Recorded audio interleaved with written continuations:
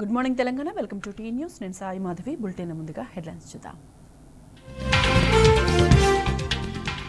2 లక్షల లోపు రుణం తీసుకున్నా మాఫీ కాలేదు. రైతు వేదికలు, బ్యాంకుల చుట్టూ తిరుగుతున్న రైతులు.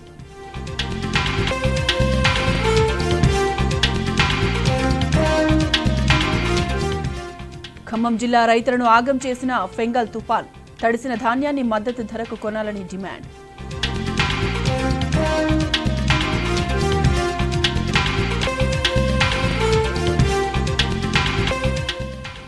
భారీ వర్షాలతో తిరువన్నామలైలో విరిగిపడిన కొండ చర్యలు.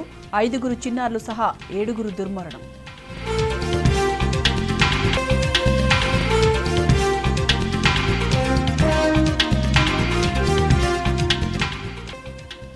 కాల్పుల విరమణ ఒప్పందం ఉల్లంఘించిన హెజ్బుల్లా, ఇజ్రాయెల్. లెబనాన్ వ్యాప్తంగా జరిగిన వైమానిక దాడుల్లో 11 మంది మృతి.